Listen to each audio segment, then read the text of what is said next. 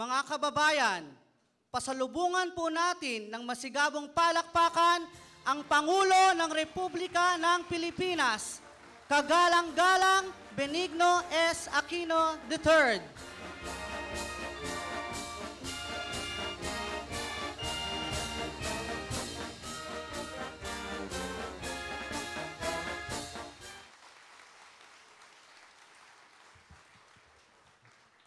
Mr. President, guests, it's with great pleasure and pride that I welcome you to the celebration of the golden anniversary of the El Sigaches.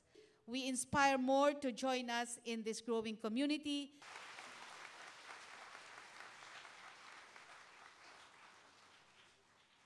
The President of the Republic of the Philippines, Benigno S. Aquino III. Thank you. Good afternoon. Please down. Please. Secretary Dicky Suliman, Director Maria Lisa Bonoan, one of my idols, Doña Bea Sobel.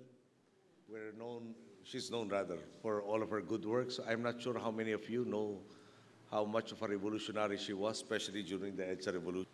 Subalit para kina Ginoo at Ginang Gatches, hindi matutumbasan ng kinang ng anumang ginto o perlas o ng anumang lawak na lupain ang wagas na pagmamahal na maaari nilang ibahagi at ipadama sa kanilang kapwa. Noong 3 ng Pebrero 1964, binuksan nila ang pinto ng El Sigaches Village para sa mga kababayan nating nangangailangan.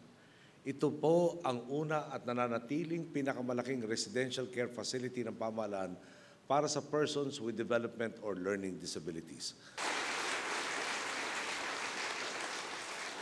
Muli po, isang taos-pusong pagbati sa ika-50 anibersaryo ng El Sigaches Village.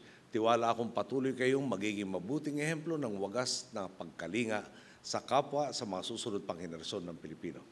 Magandang hapon po. Maraming salamat po sa lahat.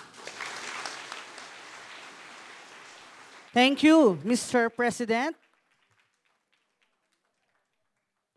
May we request His Excellency Benigno S. Aquino III for the photo opportunity downstage with the Friends of El Sigaches Village.